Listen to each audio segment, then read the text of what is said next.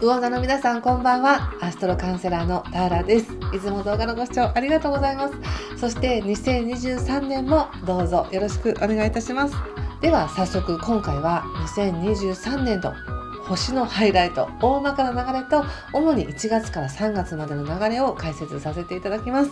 早速ですが、魚座さんにとっての2023年ってどんな年って言われると、過去から独立し強さを獲得する1年になりそうです。起こりやすいこととして言うと、まずですね、29年に1回巡ってくる転機の始まりの年です。そして必要だと思っていたもの、必要だと信じていたもの、これがないとダメと思っていたものからなくてもできるっていう卒業のタイミングになります。これは誰かとのしがらみと決別したりとか、または自分の悪い習慣からやっと卒業できるってこともありますし、そうして新たな責任を担っていけるだけの成長した自分になるっていう華やかな昇進みたいな感じの時なんですね。仕事で言うと昇進みたいな感じの時です。そしてその昇進した上で本当の自分の強さを試されて、本当に強くなっていく。強くなっていくっていうのは、一つは自分の中にあったものが今まで使われる機会がなく、もしくはごまかしてきて気づかなかったところがやっと目覚めるっていうこともありますし、または環境的に自分で覚悟することによって強さを身につけていく。その時は必死でも、ものすごいこれは自分を鍛えられたなって思うような、そんな強くなるきっかけっていうのがある年かもしれません。そしてもう一つ、同じ趣味を持つ新しい友達や知り合いが増えるっていうのがあると思います。そしてぜひ気をつけていただきたいこととしては、体のメンテナンスは気をつけてするようにしてください。ちょっと解説していきますね。全体の流れの動画の中でも言ったんですけども、2023年の大きな転機っていうのは3月と5月、個人的には7月もいいかなと思ってるんですが、特にこの3月と5月に関して、3月っていうのは魚座の皆さんにとってはね、29年で回ってる土星という惑星が、魚座に入ってくるということで、ある意味子供を卒業して大人の世界に入るみたいな時なんです。で、皆さんこの動画ご覧いただいている方がすでに例えば60歳とか還暦とかであれば、60まで過ごしてきた上での次の責任、もっと大人になるってどういうことみたいなとか、もし10代だとしたら10代でまだ29年も生きてないけど、でも自分がこれまでの感覚のまま進むんじゃなくて、大人になって、大人の感覚になってこれからの人生進んでいくんだなっていう、何か大きなきっかけがあるんですね。で、これはとても星でいう成人式みたいなものだと思っておいてください。ですので、今ある状況の中から大人になるとか責任を持って生きていくってどういうことかなっていうのを、それぞれ皆さんが考えて選んでいっていただけたらいいと思うんですね。例えば今までずっと親に甘えていたところから自立するとか独立するとか一人暮らしするっていうのも責任ある生活、自分になるっていうことですし、本当にさっき言った仕事で何か店長を任されるとか昇進するとかって立場が変わるっていうのも新しい立場での責任が増えるねっていうのもあれば、または本当に親になるとかですね、子供が生まれて親になる、親として子供を育てる責任が生まれるっていうこともあれば、依存していたもの、悪い習慣とかですね、そう依存していたものから卒業するっていうのも本当にいい出来事ですし、例えば長年勤めた会社を辞めるっていうのも自分自身に責任を持って生きていくっていうことなんですね。会社の中でいれば安心と思っていたものから自分の強さで自立していくみたいな感じで、何かから独立して強さを得るっていうのがもうぴったりの1年なんです。おそらくそういう流れが起きてきやすいので意識してみてください。で、中にはもうすでにね、2022年からそれ始まってましたよっていう方もいらっしゃると思います。そういう方は素晴らしい、もう流れに乗ってますねっていうことで、2022年に起きたことがじゃあ2023年どうなるのっていうのではなく、2022年に起きたことももうすでに過去のことっていうことで、それを踏まえた上でどんな強さを獲得するんですか、どんな自分でやっていくんですかっていうのが、もうチャンスはいっぱいあるよっていうことです。必要だと信じていたものからの卒業っていうのも大きなポイントでして、今まではこれがないと生きていけないって思っていたものが、それがなくてもやっていけるようになるわけですから、そこにちょっとしたなんか寂しさとかはあるかもしれませんよね。卒業ですからね。でも卒業した後の世界の方がよっぽど今の自分にフィットするっていうことなんです。いつまでも昔のままでいるっていうことはできないので、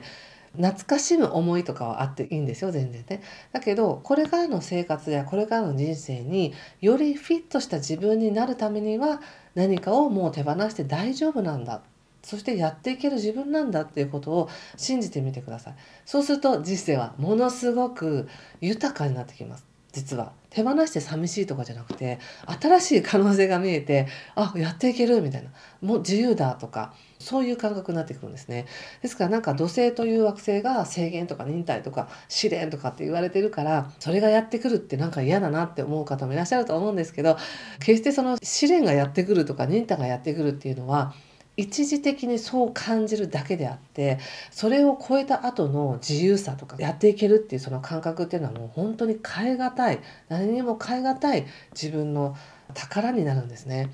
自分の能力を信じられるとか。なので一時的な痛み、悲しみとか寂しさとかっていうのは、もうそれを通り抜けた先に輝かしい世界があるっていうふうに思ってみてください。なので皆さん全員がね、そういう痛みや悲しみとか苦しみを感じるかというと、感じない人もいますよ。やったーって言いながらスクーンって行く方もいらっしゃると思いますが、もしそういうのを感じたとしたら、ああ、それだけ今まで自分が何かにしがらみがあったんだなとか、これがないとダメだって思ってたんだなっていうただの気づきですから、それ通り越したらもうそれは何も痛みもないですから、そんなね華やかな一年になるんじゃないかなと思います。同じ趣味を持つ新しい友達ができるっていうのは、これに関しては去年の6月から10月の間にどんなことがあったかなっていうのを思い出してみてもいいかもしれません。人との付き合いの中で何があったかっていうことを思い出してみたり、自分の人生にどんなこっちだよっていうお知らせはなかったかどうかっていうのを思い出してみてください。で、これは言ってみて違ってたっていうのも全然ありなので、その経験を持って自分がどの道に進んでいきたいかっていうところで、またね新しい道っていうのが開けてくるんですね。でこれは特に5月以降に強くなってきます。まだ1月から5月の間っていうのは、自分の感覚どれだけ信じられるだろうかとか、お金に関してとか、あとはその自分の感覚っていうのがすごく超えてた時なので、まだ5月までは超えていきます。どんどん感覚が豊かになってくる、分かるようになってくる、直感が働くとか、もうすぐこうピンとくるみたいな、そういった感覚っていうのが増えますし、なおかつ、現実的にはお金に対しても自分がそれをどう使っていこうか、お金のことも結構際立ってくるというか、膨らんでくる方も多いと思うので、このお金のことが膨らむことによって金運が上がるとか収入が増えるって方もいらっしゃれば、例えば借金でごまかしていた人なんかは、もうこれ以上借金できないねみたいな形でちゃんと見なきゃいけないよっていうことにもなっていきます。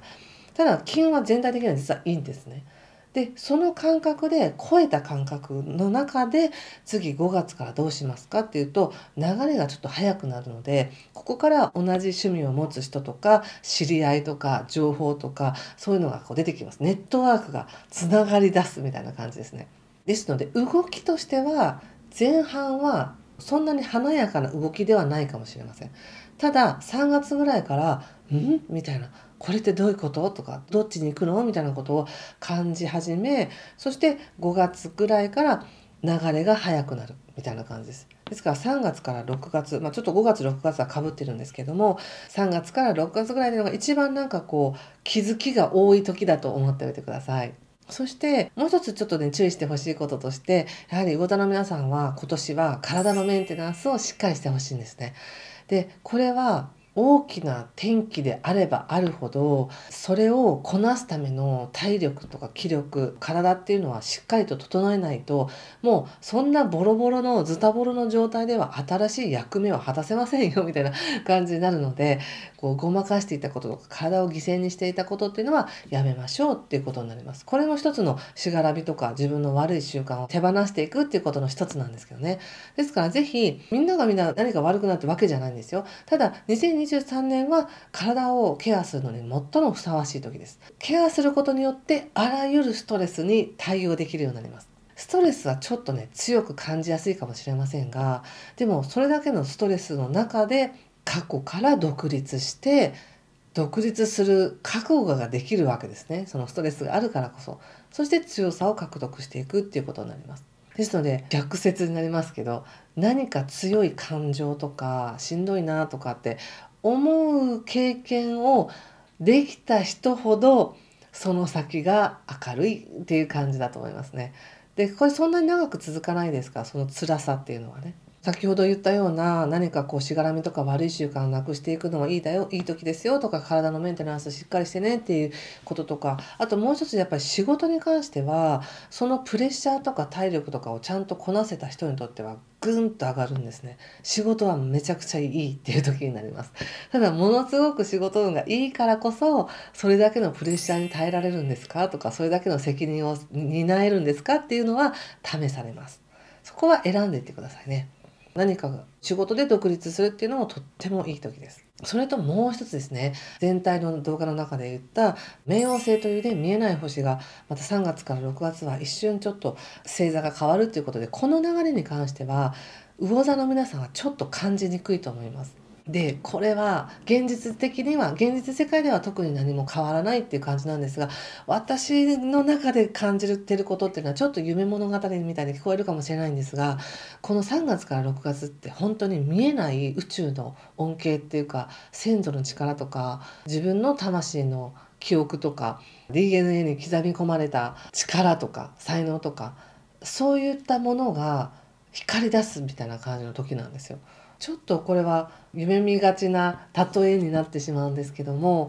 例えばこういう魚座さんにとって何かから独立するんだとか、本当に成長していくんだっていう時って、自分の力だけじゃない力が働くんですね。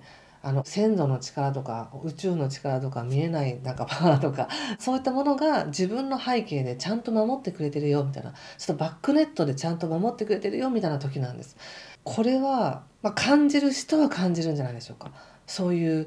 見えない何かに守られている今みたいなことを感じやすいかなと思ったんです。それは特に亡くなった人とか身近になったおばあちゃんとかおじいちゃんとか、そういった人とのコンタクトも実は取りやすい時だったりするんですね。そういう見えない現実世界ではない力や恩恵っていうのが見えないところで届いているっていう時なので、結構そういうのはありがちなタイミングかもしれません。ですのでね、もし今生きてるこの自分がなんか一人だなとか辛いなとか思っていたとしても、そしてまた3月からそれで独立していくってなってなんかプレッシャー強いなってなったとしても、実は一人じゃないんだよみたいな、見えない世界からのサポートめちゃくちゃ今来てますけどみたいな、もう高齢術かっていうぐらい周りにいっぱいサポーターが見守ってくれてるっていうようなイメージなんですね、私の中では。見えないんだけどいっぱいいるみたいな。それは全部自分の今自分がちゃんと独立できるように、強さを獲得できるように、ちゃんと流れに乗れるように応援してくれる力がなんか、いるよみたいな感じです。ちょっと変な話ですけどね。そしてあと1月からの話をちょっとさせていただくと、そうですね、1月の13日からね、火星というバイタリティとか、悪く言うと怒りなんですけど、やる気っていうものがようやく心の中でスムーズに動き出すっていうのがあるので、これまで止まっていた、なんかもう感じないようにしていたとか、無理に我慢していたっていうことに関しては1月13日以降、やっと進むみたいな感じがあります。そして進むと同時に、もしかしたらちょっといい意味で言うとやる気モチベーションが上がるんですけど、悪く出ると怒りみたいな、イライラっていうふうに出るかもしれません。でもそれだけバイタリティが復活してきてるんだって思ってくださいね。そしてもう一つ、1月18日から未来を見ていく力っていうのも増えてきます。ちょっとコミュニケーションごちゃごちゃしてたなとか、誤解を与えてたなっていうこともスムーズにいきやすくなりますので、1月の中旬から流れば比較的スムーズだと思っておいてください。そしてですね、1月の20日以降、少しね、現実世界の動きというよりは心の旅に出るみたいな感じもあるかもしれませんね。心の旅っていうと、なんか夢の中で何か展開してるんですかって感じがするんですけど、でも例えるとそんな感じなんです。いろんな瞑想とかワークとかそういうのを受けて、自分の心をすごく整えていくとか、特にサイキックな才能が開くとか、そういうのもあるかもしれません。1月中旬以降っていうのは、そういう現実は順調に流れいくんですけれども、ご自身の在り方っていうのは、現実世界の中でどうこうっていうことではないところに意識が向いて、癒されたりとか気づきがあったりとか、何か優しさとかそういう温かさとか受け取ったりするのかなっていう感じがします。そして1月27日以降、金星というね、社交性とか愛情とか優しさとかっていうものが魚座に入ってくるので、魚座の皆さんちょっと1月27日以降はちょっと過ごしやすくなるというか、何かその結果がなくても幸せとかありがたいみたいなことを感じやすくなるんじゃないでしょうか。そして2月は全体的にその1月の後半から始まった流れが順調に進んでいくっていう時なんですが、2月の19日からね、お誕生日を迎える方も出てくると思うのでおめでとうございます。そこからちょっと元気になってくるっていうのかな。内側もうね、1月中旬ぐらいからやっと燃え始めるっていうか、モチベーション上がってきますし、外側の光もちゃんと届いて、中と外がどっちも光ってるみたいな感じが2月19日以降です。そしてもう一つ2月20日以降ですね。この期間は結構金運がいいですね。もともと2023年の前半っていうのは金運がいい時なんですが、さらにその金運とか社交性とか喜びとか愛情っていうものもお金のところに入ってくるので、2月の20日から3月の21日ぐらいまでっていうのは、何かね、豊かさにつながる扉がずっと開いているみたいな感じでしょうか。で、これは3月21日までともまた限らず、3月21日からは、春分の過ぎてからは、またそれはそれでね、気運はいいんですよね。ですから前半はもうずっと気運がいいぐらいに思っておいてください。ただそれを現金というお金で得たいのか、それとも自分の特別な才能とか価値っていうものを花開きたいのか、もしくは違う意味での自分の豊かさっていうものを自分の人生に取り入れたいのか、どういった意味の豊かさを得るかっていうのはご自身で選んでくださいね。ですから豊かさと聞いて何を一番思い浮かべるかですね。豊かさ、今お金が欲しいって言ったら現金かもしれないし、稼ぐ力かもしれないし、どうにでもなるっていうその自分の自尊心とかそういったものがぐんと上がるかもしれませんし、感覚がものすごく超えて、貯金とかそういうのがなくてもいつでもお金って作れるじゃないみたいな、そんな感覚になったりとか、どういう形で出るか分かりませんからね。美味しいものいっぱい食べれるっていう、そういう風に出る方もいらっしゃるかもしれませんし、自分でどういった豊かさを手に入れたいかっていうのを選んでください。ちょっと大まかに言っても前半はずっとそれがある。で、特に2月の20日以降ですねは特にそこが強いなっていう感じです。3月も引き続きあります。で、3月は最初に言ったように大きな転機の時なので、まずは体をいたわる、メンテナンスする、そして何を手放してどんな強さを得るのかっていうのをご自身でも想像してみてください。そしてぜひ忘れないでほしいのが、その間ずっとバックグラウンドで応援している見えない力があるって思っておいてくださいね。はい、ということで今回はここまでにします。また1月だけのタロットリーディングさせていただきますので楽しみにしててください。では2023年もぜひいい1年にしてください。今回もご視聴ありがとうございました。失礼します。